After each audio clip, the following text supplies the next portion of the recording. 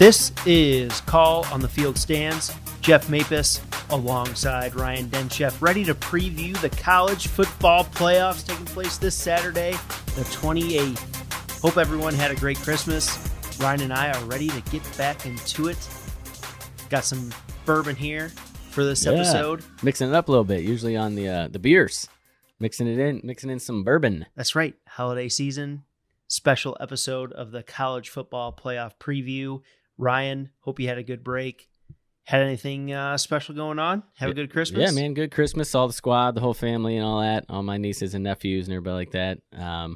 Took a couple vacation days off of work that were getting ready to expire. So I was off from Friday, and I don't go back till the 2nd, which is pretty cool. So I didn't do shit all day. I think you worked. Hell yeah. Bummer for you. I worked a little bit. I actually got home yesterday, and the power was out. Nice. Which was spectacular, yes. And it did not come on when I woke up, so it's pretty sweet. Merry Christmas. No shit. But no, it was a good break. Before that, I usually don't take the 26th off because I'm usually that busy. Yeah. And luckily, this year I was able to take the 26th off, and they don't give it to you off. What the fuck? Nah, man, nah. Brutal out there. Only get half day on the 24th. You got to take the other 4. PTO. Brutal out there. Out of pocket. Brutal. No, but yeah, it was pretty cool. I only had to use 4 vacation days. I was like, fuck it, I'm done. See you next year. But yeah, man, looking forward to these games. Obviously, anybody who's listened to this podcast knows I'm a huge Buckeye fan. So jacked up for tomorrow's 8 p.m. game. A little nervous. Clemson is legit. We've been talking about them all season. One thing, really wanted Ohio State to get that number 1 seed so they wouldn't have to face Clemson. Didn't happen, so here we are. But we'll get into that game a little later on. But first, I think we should jump into LSU, Oklahoma. Slated, I think, 4 o'clock, or is it 4:30? I think 4. Probably 4. Yeah, today is Friday, so tomorrow is the day. I got big plans. Going to have a big Buckeye party. I'm smoking a pulled pork butt, or I guess smoking a pork butt, turning it into pulled pork. Smoking a couple pheasant. My buddy killed a couple pheasant on Monday. Nice. Last week, so we're gonna do that in the smoker. Try that. Never had pheasant, so we'll see how that goes. But I have to report back next week, I guess. A little beef tenderloin action also. So yeah, man, it's gonna be sweet. I'm psyched. Can't wait for tomorrow. It's gonna be rough being nervous all day for that 8 p.m. game, but I don't know. Like I said, we'll get into it. I think Ohio State can handle their business and get the job done. But before we get into that in depth, let's talk about this LSU Oklahoma. Obviously, Joe Burrow won the Heisman. I think our last episode that we recorded a couple weeks back, obviously been taking a little bit of ins and outs breaks with all the holiday season and things going on. But I think it was previewing the Heisman. I can't remember if we did one since Burrow won the Heisman, but regardless, congrats to him. Athens, Ohio kid. Jeff and I both went to Ohio University, and he was in high school when we were there at OU, and there was a lot of talk about him. Obviously, going to Ohio State, everybody was always talking about him, but turned out to be the real deal in every respect. Won the Heisman, deservingly so. We both predicted that a couple weeks ago. It was pretty obvious who was going to win that. But, Oklahoma's got a squad over there, too. There's just talent on both sides of the field. The defenses can at times be a little suspect, but, jumping right into it, I guess what's the first thing that you kind of point out or want to point out in this game that jumps to your forefront of your mind? We can break down here some of the finer points, but I guess first let's start off with just initial, blind reaction or look ahead to what do you think is going to stand out in this game as most important or something like that. What kind of stands out for you there? What stands out right now is the players either out or pending, questionable status right now for this game. A couple important players. When you look at Oklahoma, Ronnie Perkins is a starting defensive lineman. He is definitely suspended for the game. That Oklahoma defense already struggles compared to the other playoff teams, in my opinion, and now they're losing a starting defensive lineman. That is not going to bode well against a high-powered offensive machine like LSU. And then the other thing is Kennedy Brooks, their starting running back, with Sermon out for the year. He's dinged up too, but he is listed as expected to play. you're definitely going to need your starting running back and starting quarterback to be full go if you want to take down LSU. And then on LSU side, they do not have suspensions like Oklahoma. However, Clyde Edwards-Helaire is currently injured. He had a hamstring injury during bowl prep. Yeah, it's going to be big. They're saying he might play now. Their offensive coordinator in his interview this week for practice week said that he expects him to play. So we'll see. Watching LSU this season, Joe Burrow, rightfully so, got all the hype. I mean, he threw for 4,700 yards, and their receiving core is just stupid. Statistics. Yeah, I mean, you could easily say LSU has the best receiving core in the country. I mean, they're definitely top 3. So that's where all the hype is. But to be honest with you, especially watching the LSU-Alabama game, they relied on Clyde Edwards a lot to get tough yards. I mean, against Alabama, they were deep in their down and distant, 3rd and 12, 3rd and 10 type situations, and they would dump it off to him, and he would fight for extra yards and made big plays to get first downs. He's a beast, and with the amount of RPOs that Joe Brady has them running, that running game is a necessity for that offense, and he's been the workhorse for them. Yeah. They haven't really spelled him a whole lot. They have a young 5-star freshman, John Emery, at running back. Be interesting to see if this is sort of his time to shine, and that's who they hand the rock to. But if Clyde Edwards-Helaire can't play, that's kind of a big deal. Yeah, no, most definitely is. And that's kind of one thing. I think Burrow even said it in one of the interviews. I don't know if it was last week or a few days ago or what the case was, but something along the lines about how they use the running game to set up the passing, and just his athleticism throughout the passing game as well just can open up everything. You want to bring in a nickel, then they're going to run it up their throats, I think is more or less the quote that Burrow had said.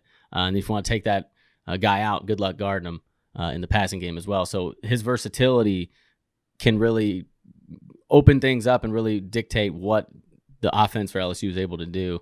And that's kind of why I think it's going to be pretty big deal that if he doesn't play, it's going to be a lot more significant than people think. I think, mentioned their wide receiver core, and obviously Burrow putting up stupid stats this year. But, a big part of that is their running game, and Edwards-Helaire is just a big part of opening everything up for them, I guess. He's involved in the passing game too. I mean, the guy rushed for 1,290 yards. He has 16 rushing touchdowns, and he's got 400 yards in the receiving game. So Right. He is heavily involved in that offense, and they're so well balanced that they, when the passing game is going, they'll use some passing sets to set up the run and vice versa. So he's been their bulldog, man. I don't know.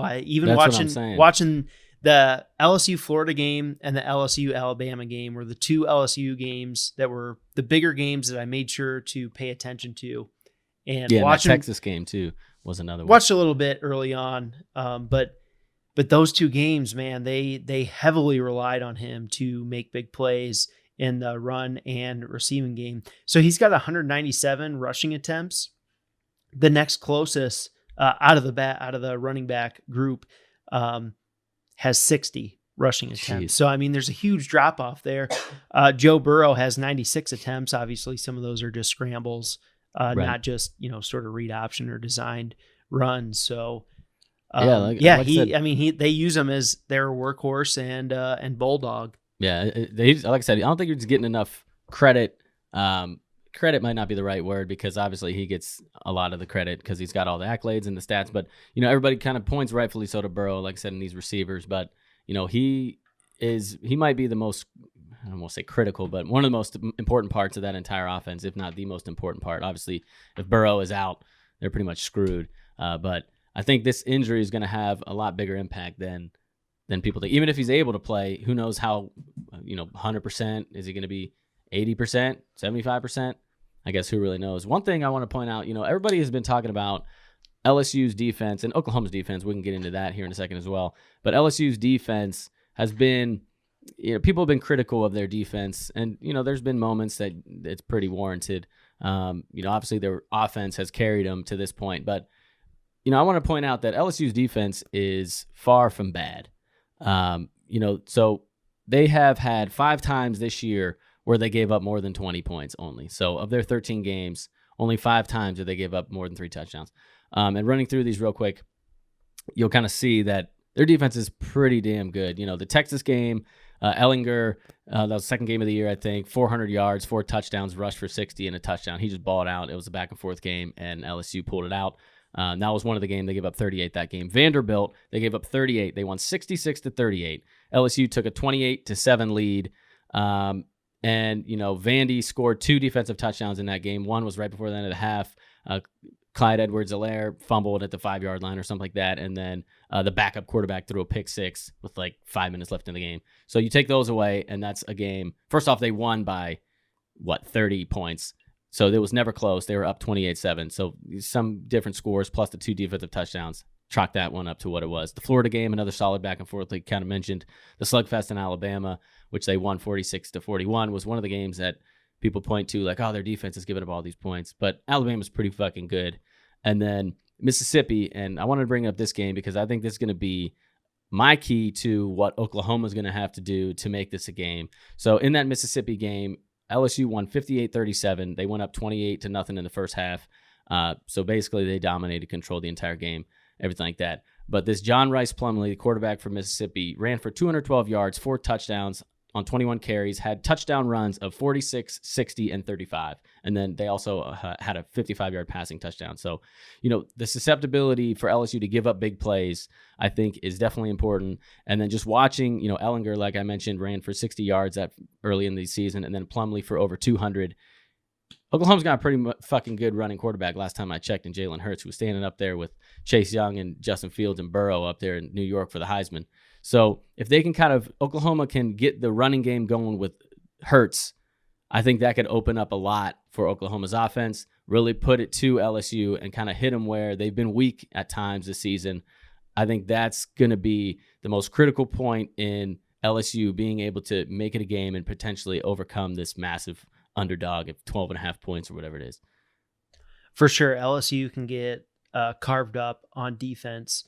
And you mentioned Jalen Hurts. I mean, including his couple receptions, and he has a reception touchdown from scrimmage. Okay, aside from his passing stats, the dude has over 1,200 yards and 19 touchdowns. Yeah. We're talking 18 rushing touchdowns, bro. Okay, from the quarterback position. And they have the wide receivers to be able to, and offensive scheme to have guys running wildly open, and Jalen Hurts can hit them. Yeah. So he is definitely that home run type of quarterback where he can run it and house it on any given play, or he can hit a guy like CeeDee Lamb, who's one of the better receivers in the country, and he can house it on any given play. So they definitely have a lot of firepower on that offense. Yeah. I mean, it's kind of an easy cop out if you want to say, Jalen Hurts is the key to Oklahoma being successful in this game. Yeah, no shit. He's their best player. Was it the Heisman finalist, all around stud. But just, like you mentioned, he's their leading rusher with over 1,200 yards rushing. And with LSU's, at times giving up a lot of rushing yards to the quarterback, that could really be a key to kind of slicing into LSU and giving them a chance. It has to be. Yeah. I mean, to your point, last year, it'd be the same thing if you were to preview Oklahoma, Alabama. Like Kyler Murray was going to have the game of his life to beat Alabama. They had more talent than Oklahoma. I think it's the same thing here. Bottom line is, I think both of these defenses are ultimately going to be the downfall for these teams when they go up against more talented teams in the playoffs. But when you compare each other, LSU has a little bit more juice on defense than Oklahoma does. And certainly when you compare offenses, LSU was the most explosive offense and most efficient offense in the country this year. I mean, Joey Burrow, his numbers are insane. And you don't only have to look at his numbers. Like, if you just watch some of his games and, you follow quality sports analysts on Twitter or any sort of social media that break down LSU games, he is freaking lightning accurate. I mean, decisive with the ball and puts the ball right where it needs to be. LSU has 3 outstanding receivers that he's thrown to. I just think at the end of the day, LSU is going to have the offense to match Oklahoma's offensive firepower. So it's going to come down to, maybe some turnovers or which defense can get a couple key stops. And LSU has a little bit more firepower to be able to do so, especially with Derek Stingley on the outside at cornerback. Would love to see him matched up with CeeDee Lamb a little bit. Stingley's only a freshman, and he's one of the best shutdown corners in the country this year. Ended up getting 6 interceptions. I would love to see that matchup and see what Stingley can do against a guy like CeeDee Lamb. Yeah, and you talk about turnovers. That has been a fault of Hurts. There were a couple big games. The Baylor game, I think it was. They came back. That was the first time they played Baylor. Is when it really stood out to me. They fight back, and then towards the end of the game, they give a turn. Hurts turns it over and basically almost gives Baylor another chance to maybe get over the hump and stop that crazy comeback from happening. And there was another moment, I can't remember which game it was, but just late turnovers in games of critical moments has it been at fault a little bit of Hurts. So if that comes into play in this game, I think they have no chance, because if you start turning the ball over against LSU with that offense they have, you're pretty much fucked. And real quick, Oklahoma, their defense, as you mentioned, is not the greatest. They play in the Big 12. They give up a lot of points. Early in the season, they were doing okay, and then they went on a run there where they were just giving up points for days.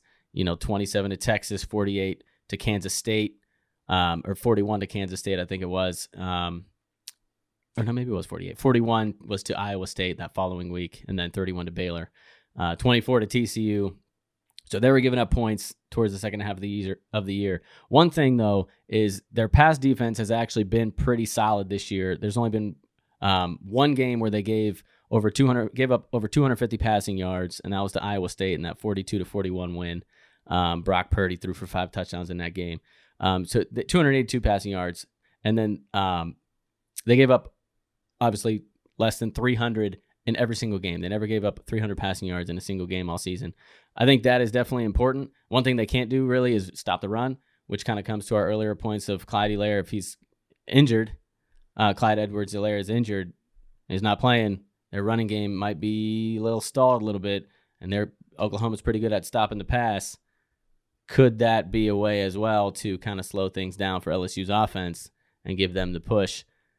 I think that under 300 all season comes to an end. That streak is over, and Burrows easily clears that. They go off and ultimately win. Yeah, obviously the best team they've faced all year. Right. So. That stat is pretty solid for playing in the conference they play in. Right. Big 12 has always been known exactly. for their high-powered passing offenses, not just offense, particularly the passing offenses. But when you look at Oklahoma's personnel and their roster in that secondary, they just don't have a standout guy that you can say, they can go up and at least take out one of LSU's receivers consistently. They're just and part of they just don't have it. Part of that stat of not giving up a 300-yard passer, their run defense has not been very good all season. So maybe it's just a matter of opposing offenses committing to the run because they know Oklahoma can't stop them, and then not needing to pass. I don't know. We'll see. Like I said, I think we'll see that 300 streak easily surpassed. I don't think Burrow's going to go and throw for 450, but he could, I guess. Yeah, he could. Dude, Jamar Chase. They could drop a fucking 58 Jamar Chase, spot on receiver Oklahoma. for LSU, only a sophomore, has 1,500 yards. Justin Jefferson, 1,200 yards. Terrace Marshall, their slot guy, 545 yards. Thaddeus Moss, 435 yards. Clyde Edwards-Helaire, 400 yards. They got weapons, dude. Right. And Burrow hits them. He is lightning laser accurate, and that offense is just extremely efficient at what they do. So I wish Oklahoma had a few more dogs in that secondary, because it would make this matchup a really fun game, because LSU has Grant Delpit at safety, who has kind of struggled at times this year, but he was still a highly regarded NFL prospect. And of course, they have Derek Stingley, the corner I already mentioned.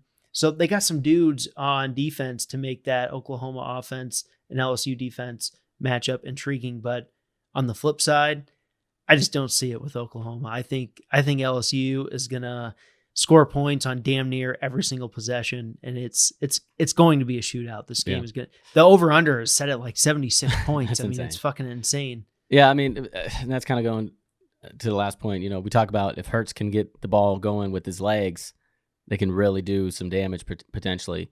More or less, that's pretty much all you got to really worry about stopping at this point if you're LSU. You know, don't let Hurts run on you.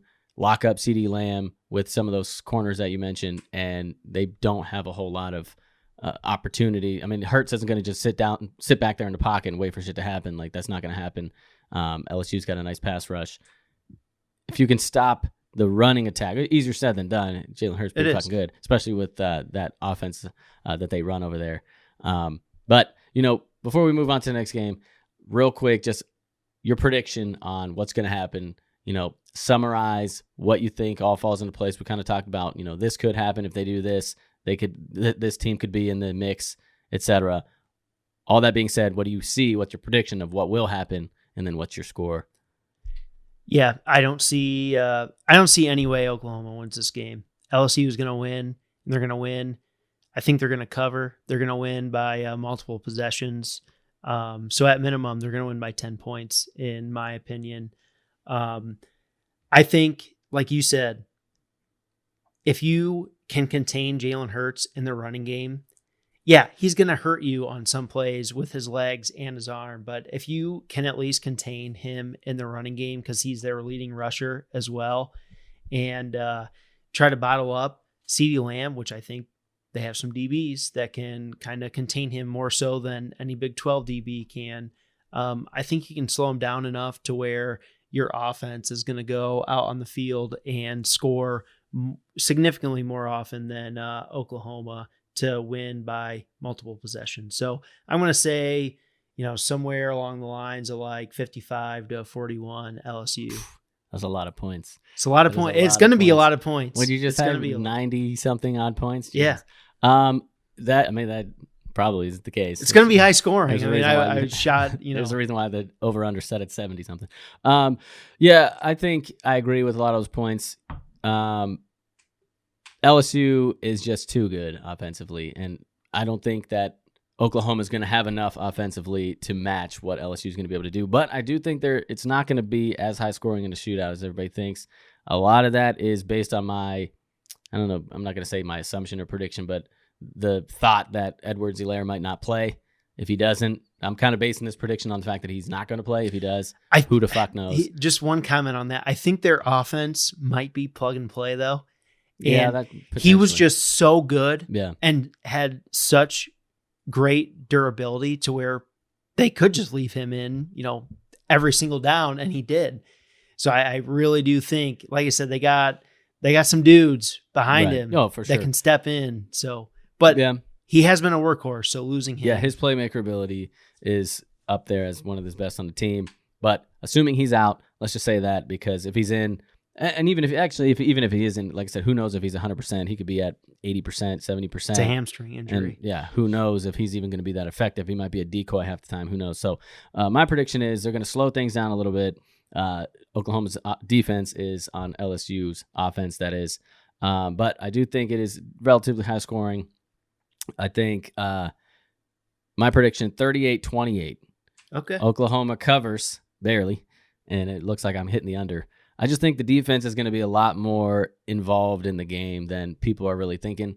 The defense, I don't think, are as bad on either side as people kind of want to say and think about. Yes, Oklahoma's given up a lot of points this year in the Big 12. That is a concern for my comments about how they're only going to give up 38 points. But with the injury, going to play into effect a little bit, I think 38-28 is my guess. And, that's my prediction. No, I think you could see the defenses come out and play a little bit better than people expect. Yeah. You could definitely and I could see Lincoln like Riley really try to slow the game down as much as possible. You know, let the clock run, keep it out of Burrow's hands as much as possible. You know, get the running game as their main focus of how they're going to move the ball, and that could really just limit the scoring opportunities for LSU. But if they start turning it over, this game's going to get out of hand real quick. That would be wise for them to do, but they need Kennedy Brooks to do that at running back. And he's listed as expected to play, but there is an injury, a neck injury listed for him. He's probable right now. If he doesn't play, they can't do that. Yeah. They have some young running backs like TJ Pledger, but he just has not gotten the carries this year. I mean, if they're without Kennedy Brooks, they're going to have to go pass heavy. Yeah, and their secondary is just so good on the outside that they can just pretty much do whatever they want with the pass rush, and they will be more or less okay. Commit to stopping the run, go man-to-man outside. Yeah. How are they going to defeat that? Like, how is Oklahoma going to stop them? I don't see it. But 38-28, that's my prediction. So I have the under with Oklahoma, and you have the over with LSU. We'll see how that goes. Yes. So that wraps up our preview of LSU, Oklahoma, number 1 versus number 4. Now let's jump into number 2, Ohio State, facing off against number 3, Clemson, in the Fiesta Bowl. Once again, a rematch from a couple years ago when Ohio State got slapped in the mouth, 31-0, something like that. Was it 31-0, 32-0, somewhere around there. Yeah, it was 31. I got fucked up. I believe. I tried to forget that. It was New Year's, and I was drinking my sorrows away heavily that night. But anyways, Ohio State versus Clemson. Let's get into it. I think I kind of like that first initial reaction type, 30,000 view perspective that you gave when you jumped into the lead for the LSU Oklahoma. Let's do that again. Before we get into all the minutia of this game, what do you think kind of stands out in this game for you? These two teams are the two heavyweights of the playoffs, in my opinion. I mean, I could easily see the winner of this game winning the national championship. Number 1 and number 2 versus number 3, number 4. It's not quite like 2014 where I thought the winner of Ohio State Bama was going to take down Oregon. Yeah. Like when Ohio State beat Alabama. It's pretty much a wrap. It was a wrap. I mean, you look at the personnel with Oregon and Ohio State that year, and even Alabama, just the NFL players. Yeah. It was unreal. So it's not quite like that because LSU has a lot more NFL players compared to that Oregon team. But you get the feel that when you look at both of these teams, Clemson and Ohio State, from the coaching staff on down through the personnel, my God, they check so many boxes off of a typical national championship caliber team. Quality head coach, quality coordinators on both ends. Ryan Day might be one of the best, if not the best, young coaches in the game. Dude, elite to offensive interject schemer. real quick, just as a Buckeye fan, thank God Urban Meyer's not the coach right now. Like, kind of weird to say, one of the greatest coaches of all time, won national championships, won with Ohio State. If Urban Meyer was Ohio State's head coach, they would have no chance in this game, in my opinion. Yeah, I don't know. They probably would have already lost one time this season. I don't know about no chance. I think they'd still be here in the playoffs under Urban Meyer, but they got so much talent. Yeah, they got a chance. But I don't. They have a better chance. I don't like that. Urban with that, and this can play into the NFL talks with Urban too. Urban Meyer was never known as the elite schemer in the game of football. He is a psychologist. He's a master motivator. He knows how to recruit. He puts out better athletes on the field than his opposition, and he motivates them to literally play their best every single play, or he's like going to cut their head off. Like he can, he's the CEO type of head coach, whereas Ryan Day is like one of the offensive bright minds. Yeah, I guess that's in the game right now. If Urban Meyer was a coach and Ryan Day was not on the staff, which that'd be a little different. Good chance that if Urban doesn't leave and Ryan move up, he's gone and going to head coach. To your point, else. I don't think Urban Meyer could have orchestrated the No offensive efficiency that they have. I've said it multiple times on this podcast. Justin Fields would be running the ball 20 times a game if Urban Meyer was the head coach. Oh, no, he'd be injured by now. He's already had injury issues a little bit. I say issues. He's been dinged up here and there. But if Urban Meyer was the head coach controlling things, he would have ran him into the ground, bro. 100%. For sure. But the current staff, I mean, getting rid of Shiano and bringing in Hafley and Greg Madison, Benedict Arnold for me is, that was a huge upgrade. Sometimes coaches just kind of lose their muster. Like it was time to move on from Schiano and Hafley, obviously. He just took a head coaching job for Boston College, I believe. Correct. After the playoff, It's depending going to on be how far interesting. they It's going to go. be weird. I always find it weird when coaches like, hey, I'm out in 2 games, maybe 1 if we lose. Like, what the fuck? Yeah, he seems like he's still fully invested. I get it. though. I get that's how it goes in college football, and Well, their luckily, coaching search is on. like Greg Madison is listed as co-DC. He's not going anywhere. Right. So, and then on the flip side, Clemson, I don't know how the hell Dabo has been able to keep his coordinators, Scott, the OC, and Brett Venables, the DC. They're 2 of the best coordinators in the entire game of football. And I don't know, he's kept them around. So you check off the box of elite coaching on both sides of the ball. You check the boxes on Clemson and Ohio State for elite QB, elite running back, both positions that touch the ball the most. You check both boxes for offensive line play. Both teams have the skilled position guys on offense. Here's where the difference can be, Ryan. When you go to the other side of the ball and you're looking at, those check boxes for national title winning team contenders, Ohio State has the All-American NFL type bodies at multiple levels of that defense compared to Clemson. They don't quite have it like they have in the past. Look at Ohio State. They got it on the defensive line. Obviously, one of the best players, if not the best player in college football, Chase Young. I don't think it's a if not. I think it's pretty clear. You go to the middle, linebackers, Malik Harrison. He's going to get drafted high in an early round. Very athletic, 6'4", 6'3", big body linebacker. And then in the secondary, my God, you got 2 first-round corners, and one of them is going to go as the number 1 corner in the NFL draft this year, and Jeffrey Okudah, the other one being Shaun Wade. Damon Arnett. Damon Arnett is no slouch. He's going to the NFL. And then he'll go Jordan early as Jordan well. Fuller, their high free safety, has even made some 3rd-team All-American lists out there. He's a senior, upperclassman. So, when you look at past national championship type teams, and especially on the defensive side of the ball, they've got All-Americans on the line and in the back 7, and Ohio State has that. I think Ohio State has the best defense in these playoffs, and they've got the offense to go with it. So I can't believe they're not favored. Let's just put it that way. Yeah, because dude. when you weigh both sides of the ball, they're the most balanced team out of these 4. Easily the most well-rounded team, maybe that I've ever seen, to be honest. They might be, depending on what happens, they could fall apart. But if they win this national championship, they might be the best team of all time. At least easily in my lifetime. There's been some stud teams out there, of course, but as well-rounded as this team, especially if they win it all, it's going to be hard to kind of argue who would be a better team. It's going to be, like you mentioned, just a straight juggernaut versus juggernaut slugfest of a matchup on every side of the ball. It is just truly hard to see and kind of get a sense, I guess, of Clemson and what they're all about this year. They haven't just the fact they haven't played anybody. They played one team on their schedule is currently ranked in the college football playoff, and that was Virginia, who they beat in the ACC championship. 4-loss, now 24th ranked Virginia is their only ranked opponent they faced all year. They've just dominated every team they've played except for UNC, where they won by 1 point.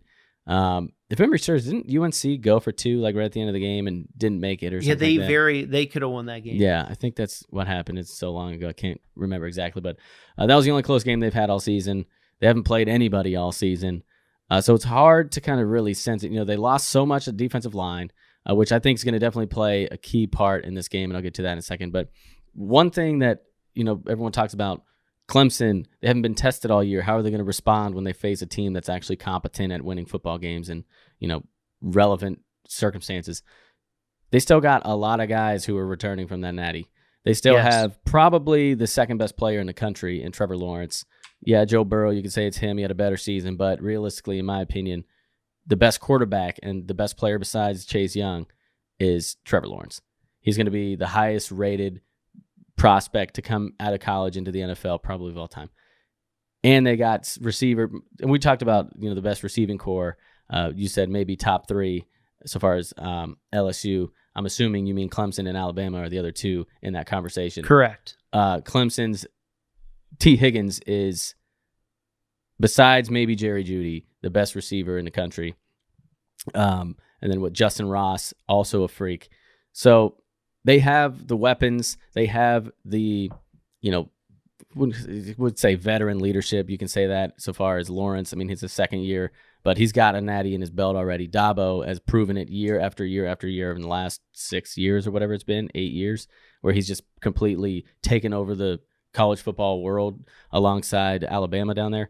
So there's just crazy talent on both sides of the ball. Everyone's talking about Clemson. They haven't been tested. They've been tested plenty last year. They've been tested, I wouldn't say this year, but they have guys who have been there and done it. So I can't really use that as an excuse or a reason why they might falter in this game. Because you probably could have said the same thing last year going into the playoffs. And then what happened? Because the ACC has been kind of garbage for the past few years. They smacked Alabama, bro, in the national championship. They go to the football playoff every single year, and every single year everybody hasn't. They haven't played anybody. Then they just roll through the first round and then battle with Alabama and win sometimes. They have dudes that know how to win, right? From coaching staff down to the players. Exactly. So to say that I'm nervous, I'm definitely nervous about this game. But much like you, I don't really know how Ohio State's not favored. That's why I saw that favorite line. I was like, I'm throwing on this money line real quick. Because I think Ohio State is ultimately going to win, but it's not going to be easy.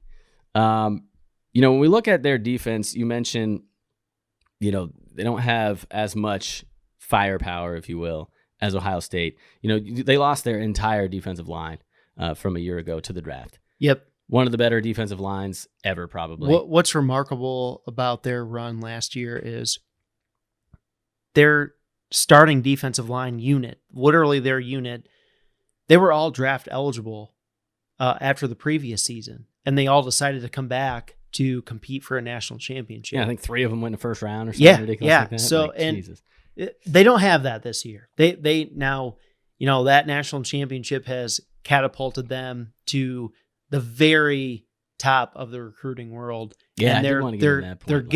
They're getting 5-star athletes, and they have them. They're just freshmen. Yeah. So that's another thing I want to get, just mention real quick. We don't have to really get into it. Maybe that's for an episode after the season. We'll get into the recruiting classes and all that kind of stuff. I know you follow that a lot more than I do, but the game means more than a natty this year because I think Ohio State could kind of get back into the conversation obviously they're in the conversation as one of the better teams in the country every year, but it's been Alabama and Clemson, number 1 and 2, every year for the last, since Ohio State won that first college football playoffs.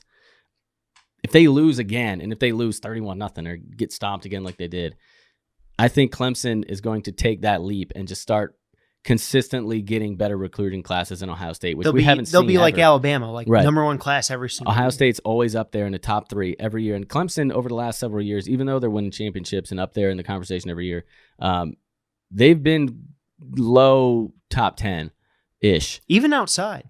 Here's just to hit on the recruiting point. Here's where Clemson differs, though. They hit on the studs where it counts most, like quarterback, for example. They get offensive linemen with Trevor Lawrence. Yeah, that puts you in a pretty good spot. They get the QB, they get the offensive line, and they get the defensive linemen. I mean, they hit on the positions that count the most. So, the back end of their classes push them out of top 10 or top 5. Yeah, I think they have the 2 top defensive tackles or defensive linemen, one of the 2 of this upcoming 2020 class. They have the number 1 player in the country who's a defensive lineman. It's stupid. It's stupid this year. It could mean more than just a natty this year if Clemson just takes another step ahead of Ohio State to separate themselves in recruiting. Even though they haven't been they've been doing what they've been doing as a lesser recruiting, ranking as some of these other teams. If they get to the top of that list, it could only go up from there, I would imagine. So that I think is definitely one point that I wanted to really quick make. It's a big ass fucking game in a lot of respects, basically my point. So, but we go back to Clemson's defense. You talk about their lack of D-line. Not that they have a lack of D-line, just lesser than they had last year. I think a key for them is going to be getting pressure on Justin Fields. If they give Fields time all day to sit back in the pocket, they will give up a lot of fucking points. We've seen that this year already. If you want to give him all day, you'll get sliced and diced. Mm-hmm. So that's kind of one thing that could, stand out for Ohio State. But we've seen Ohio State's O-line be vulnerable at times. I think they get 5 sacks against Penn State in a game that they didn't play that great from the offensive line perspective. 5 sacks in both games against Wisconsin, especially in that first half. They got fucked up. Michigan got some pressure at times even. So we've seen them at times give up pressure up front. If Ohio State can stop that pressure and really allow Fields to kind of do things and move the ball around, I think that could go a long way, especially because their secondary isn't. I mean, they got AJ Terrell. Is it Terrell? I think it's Terrell. He's going to go early in the draft. He's going to come out as a junior. But him and Darian Kendrick aren't Jeff Okudah and Shaun Wade and Damon Arnett. You know what I'm saying? So there's some. If they can slow down the pass rush, but like I said, on the other side, if Clemson gets a pass rush, that is going to be the key to them. But we can't overlook Isaiah Simmons, who is going to be another key to what the defense is able to do in stopping Ohio State. Buckus Award winner, 7 sacks, 6 pass defenses, 2 picks. Leads the team in tackles with 93 by a mile. I think the leading tackler for Ohio State's like 60-something, just for perspective. He'll be a top 10 pick, and he is the heart and soul of that defense. He blitzes a lot. He's all over the field. So I think Ohio State needs to, obviously stop the pass rush. They're going to blitz him a lot. Almost take him out of the game, almost what they did to Devin Bush last year against Ohio State. That's kind of going to be what my keys for the defensive side. What says you keeping this topic of the Clemson's D and what they need to do against Ohio State to really make a close game out of it? The difference comparing to Devin Bush is Devin Bush was the Mike for Michigan, right in the heart of our defense, Michigan's defense. That is Isaiah Simmons. They roll him all over. I mean, he's kind of that hybrid type of strong safety linebacker type of role that more teams need now in this day and age of high-powered offenses. So, trying to manipulate Clemson's defenses with motion, pre-snap and formation alignment is going to be a little bit more challenging, especially when you got Brett Venables as a defense coordinator for Clemson. He is going to find ways to get pressure on Justin Fields, and he's going to get home. It's going to happen. Their second leading sack total this year comes from a defensive tackle for them, Tyler Davis. So they got pressure coming from the middle, and they've got the speed of Isaiah Simmons on blitzes and dropping him into coverages. So pre-snap reads are going to be key for Justin Fields and Ohio State offenses. They have to identify where Simmons is at all times because he's that big of a playmaker that big of a versatile playmaker. And Brett Venables, he confused Bama last year in that national championship. He confused Tua a lot. He is an excellent schemer. And I mean, him and Ryan Day, it's going to be a very intriguing matchup going back and forth for sure. Yeah, I think that's kind of the key. How I mentioned their D line. I think the pass rush for Clemson is going to have to come from blitz. So if Fields can find the open man and get the ball out quickly, they can really probably open things up a little bit and force Clemson's hand defensively.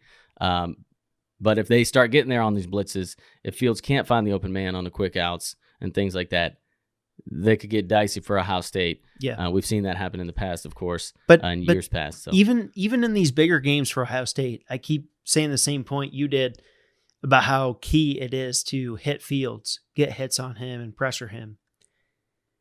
Well, guess what? Teams have done it, and they're still annihilating him. So, I honestly, I don't think it matters.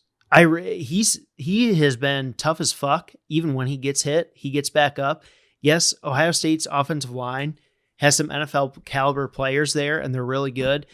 They've been vulnerable at times in pass protection, but I honestly think even if you hit Fields, it doesn't matter. Yeah. It doesn't. They are still going to carve you up unless, and I'm not saying I'm rooting for an injury or anything like that, but now if you hit Fields and injure him, now it's a different ballgame. If Fields doesn't play, he gets knocked out of the game. But seriously, both of us keep saying key to the game against Ohio State is to pressure Fields and put hits on him. Oh yeah, no shit. The teams that have, like you pointed out, Penn State and Wisconsin. Yeah. It hasn't mattered. Yeah, that's true. They just have so many ballers. They're just so versatile. Ryan Day can start going under center. He went under center against Michigan and started running wide zone to J.K. Dobbins, and he just torched us. Yeah. I mean, they can go option, they can go zone, they can go under center, they can go from the gun. One thing we haven't seen a lot from this year from Ohio State that, if he's going to try to find ways to incorporate things that haven't been on film, maybe put Teague and Dobbins in the backfield at the same time, mix things in with the double halfback backfield, kind of give them a different look, and then maybe try to find a way to get Simmons out of what they want to do, basically. Another kind of mention that you mentioned, keeping an eye on him the entire time. That could be a way of incorporating something new that they haven't seen and done a lot this season. So it's going to be, like you said, it's going to be interesting seeing those matchups between the coaching staff and the schemes and just the talent overall. But on the other side of the ball, I think we got most of the points out. Obviously you can't overlook, like you kind of mentioned Dobbins there at the end, and then just the playmakers Ohio State has on the outside, and Olave and Hill and Wilson and Mack and all them cats. They just got talent everywhere, so it's hard to really key on one thing, like, oh, stop this for Ohio State. Like, you can go ahead and try, but then they got three other guys who are going to come right back and do it to you worse. So, switch to the other side of the ball. Defensively for Ohio State, you mentioned how they have just stud-stacked athletes on the two most critical levels, I think, pass rush and on the outside at corner, with Okudah and Chase Young, probably both going to go top 5 in the draft. Shaun Wade's going to go first round. Damon Arnett, probably second rounder in that. So you've got all that talent there. The one hole, obviously, is the linebackers for Ohio State, something I've been kind of talking about, worrying about all season, particularly Pete Werner, who I think is just trash. I won't even have to pile it on like I have all season, but that kind of worries me. Just being, if they're able to find ways to attack Pete Werner and the linebackers in particular, and I'm not really sure how you do that, whether it's, maybe get Etienne out there catching passes.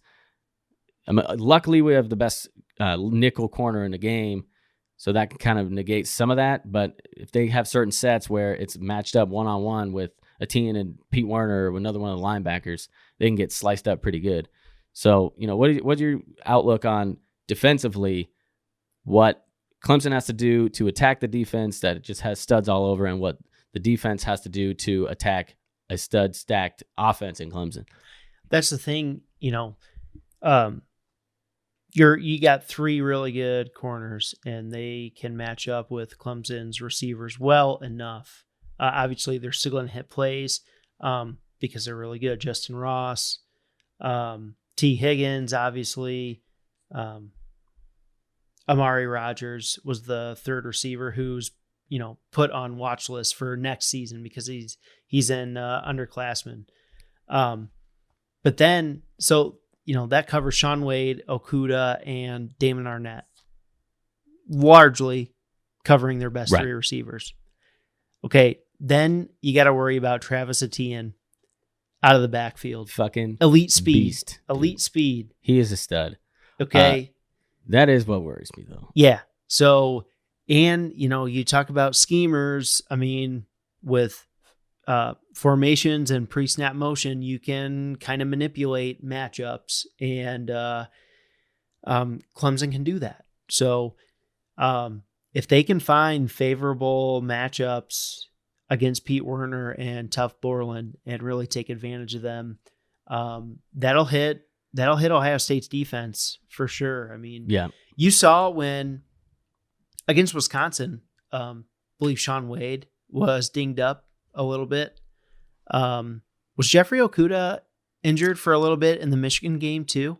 I know he was dinged up in the conference championship. He came out for a little bit. Maybe it was vice versa. And I think. Anywho, when one of those corners come out, my heart sunk a little bit in that Big Ten championship when he was going in that blue tent bullshit. I'm like, you saw the offenses kind of really move the ball because Ohio State runs a lot of man, like they should. They have really good man-to-man DBs. Matched up with a pass rush that involves guys like Chase Young and Yeah, I Tyreek mean, Smith and the Malik Harrison. elite schools, even like Georgia, Alabama, Ohio State, that get these elite athletes that are going in the first round based on athleticism alone, almost they could go in the first round, let alone skill. They run man-to-man at the college level. You can out-athlete teams at the college level. They basically line up and say, hey, we're going to run man-to-man, make a play and beat us. And that's what Clemson has done to Bama to beat them. They literally, I mean, that first national championship, it was Deshaun Watson throwing to Mike Williams one-on-one. Like, I can very vividly remember that game-winning drive against them. There were two basically jump balls to Mike Williams. Yep. Elite throw, elite catch. And that's how you take juggernauts down. Well, Ohio State is a juggernaut on defense. So that's why I'm really excited about this matchup of Trevor Lawrence throwing elite passes to guys like T. Higgins and Justyn Ross, who both torched Bama last year.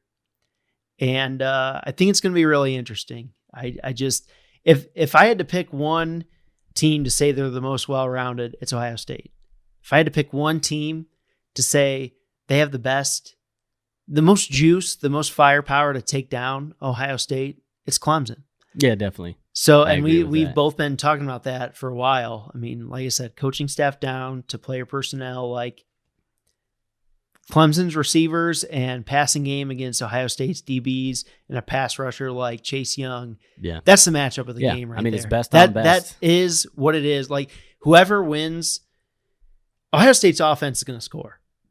Clemson's defense probably going to make some plays, but the key is Clemson's passing offense versus the passing defense of Ohio State with those good shutdown DBs and your elite pass rusher like Chase Young. Yeah, there's a couple guys that I want to see step up in this game. You know, obviously Dabo is not an idiot. He's not going to allow Chase Young one-on-ones. Probably a single time maybe a screen pass opposite of Chase Young, he might get a one-on-one. Yeah. Like, he ain't getting no one-on-ones like we saw some of the earlier games. So I want to see guys like Tyreek Smith come in and get into the quarterback. Maybe show a little flair from a young guy like Zach Harrison. Malik, we're going to see him rushing and blitzing off the edge. So I want to see some of those guys kind of take the pressure off Chase Young because he's going to be getting double-teamed, if not triple-teamed, a lot of the game. And you can't let guys like T. Higgins run all day in the secondary, even though with how good Okudah is and all that kind of stuff. It's only a matter of time till they connect with some of these, down-the-field throws. So I want to see one of those guys I mentioned kind of step up. And I'm kind of looking at Smith. I kind of think he might have a big game. And then the other is Baron Browning. Finally, all accounts, 100% healthy, all the way back. He's ready to go. Been dinged up a little bit this year. That is going to be another. And the only thing with a team, we talk about him coming out of the backfield. That's one thing I'm kind of worried about, but he hasn't really done it a whole lot this season. I think he has about 300 receiving yards. So it's not that big of a threat, but he definitely has the talent to be able to do it. So I want to see Baron Browning kind of step into that role where, obviously he's going to be blitzing, but I'll also kind of mix in maybe some coverages, taking the pressure off of guys like Warner and Borland, and allowing, in my opinion, more athletic Baron Browning in particular to kind of step in and really show out and be the one guy, be that guy who brings it all together. You got all these pieces that are kind of best on best. If you can have one guy, and whether it's Browning or Smith or both, just kind of step up and be the final cherry on top to the defense, I think that could kind of put Ohio State over the edge. But like we kind of mentioned, a little easier said than done in every respect when you're playing Dabo and that team and Trevor Lawrence and all that talent they have on that offense. So it's gonna be a good game, and I'm pretty nervous. Just because also with the history that we've had with Clemson and kind of like I mentioned with like what could this mean for the future going years to come other than just this one game and missing out on an opportunity of a national championship with what might be the best team of all time. It's going to be tough. But let's jump into our predictions. Like I kind of mentioned the first half, we talked about a lot of things that could happen and need to happen for different things. What do you predict will happen? What says you? Let me, while you're talking, I actually didn't, I'm going to have to think about my score prediction while you're giving your prediction because I didn't actually write this down. Yeah, no, I got my score prediction. Been thinking about it. Like I said, these are the juggernauts here, the playoffs, in my opinion, when you want to weigh in coaching staff and personnel. I mean, both of these teams have it. I'm going Ohio State. I'm going Ohio State 45, Clemson 40. Whoa, another high scoring. It's going to be a slugfest, man. There's just so much talent on both sides. Like, you're going to see big plays on both sides. I don't think Clemson can slow down Ohio State's offense enough. And I think Ohio State could establish a lead early on to where Ohio State, or Clemson rather, needs to throw punches, and they will throw punches at that defense, and that's going to rack up the points. So I'm going 45-40 Ohio State over Clemson. Definitely could see literally that same score flipped. I could see Clemson topping Ohio State, by that less than a possession margin. I think the margin will be less than one possession. I think both these teams are going to hammer each other. I think they're like I said, the juggernauts of the playoffs. But at the end of the day, heard this on local 92.3 The Fan in Cleveland. I forget who said it. It was on Bull and the Fox. But out of these four teams, if all four teams played their best football on one day, I would pick Ohio State out of those four to say they're going to win no matter what. They're the best team. On their best day, they're the best team. I firmly believe that with all the studs we've talked about on both sides of the ball. And I think Ryan Day is going to have them ready. I think Dabo is going to have Clemson ready, and they're going to freaking make it close. But I just think Ohio State's talent ultimately prevails. Gotcha. We just have 45-40. Yep. And pulling it up. I think the spread, what did I see? Spread is 62.5. So you're going well over the spread again. And obviously Ohio State is a dog in this game, and you had them winning, so you have them covering. So this could go so many different ways, obviously. But ultimately, I think Ohio State is going to run the rock a little bit with JK. He's going to get going a little bit, largely because of that defensive front that I mentioned, just being less than they've had in the past. But that also involves needing to take Simmons out of the way a little bit and not let him just fly around the ball all over the place. I also see the defense stepping up and getting to Lawrence, maybe forcing a turnover or two, whether it's from him or a fumble or something like that. I see a couple turnovers. My prediction is going to be 35-24. Ohio State's going to win. I think it's going to be obviously close all the way through. And then towards the end of the game, Ohio State's going to have the lead and just get their running game going a little bit. Start running it down the field, maybe get a late score, late field goal, something like that to get up by 2 scores and basically just cruise into the championship matchup. So 35-24 is my prediction. That's predicting and hoping that all comes through, because it's going to be rough if the Buckeyes lose, because I will be very sad. But I think they got it. I think their defense is just the difference between offenses is pretty close, but kind of like we mentioned, the defense of Ohio State's got too many stud, top of the first round talent guys who are just going to make that little bit of a difference to get them over the top. But I do think it's a little bit less scoring than you, obviously. So what was mine? 59. So I'm going under with the underdog on both games, I guess. Under and the underdog in both games. But that's kind of what I see happening. And should be a fun day tomorrow. Yeah, all four offenses are just so efficient and high power. These play, I think you're going to see a lot of scoring, man. That's why I picked especially in that first those game scores. Too. The first game, I'm very sold on. The Ohio State Clemson game, I could see it not reaching my score prediction, but I don't know. I think you've seen Ohio State's defense be a little bit vulnerable at times. And if there's a team that's well balanced enough to attack weaknesses, it's going to be Clemson. And it could be LSU vulnerable too. At times. I mean, we're talking a half against Wisconsin, a quarter against Michigan. That's about it, I guess. Yeah, at times. I mean those are blueprints though for Clemson to review and see weaknesses. I mean, their closest game all year was a 28-17 victory against Penn State, in which they dominated the entire game. No, I'm with you. Gave a couple turnovers and won by 2 scores. So What do you keep dropping down there? My phone. Keep dropping your phone. No, but they haven't really had any trip ups. Clemson almost losing to UNC. They didn't even have that against all the good teams that they actually played. I just think their defense is just too fucking good. Their playmakers are too good, and their offense is as stacked as it gets in the country as well. So that's why I just think they just have the little extra firepower this year to get over the hump against Clemson for the first time ever and make it happen and face off against that LSU. Trust Oklahoma me, I'm winner. with you. So, I'm with you. I'm just saying, from when you weigh in coaching and playmakers, Clemson has the best chance out of all the teams Ohio State has seen this year. No, most definitely. To definitely, throw some haymakers. Yeah, I mean, I easily think they're game. the second best team in the country. Like I said earlier, I see it number 1 versus number 2 facing off, and then number 3 versus number 4 in LSU and Oklahoma facing off. Yeah. Like the best 2 teams are playing right now, and kind of like you mentioned, whoever wins this is probably going to be most people's pick to win it all. And Ohio State, going to get it done.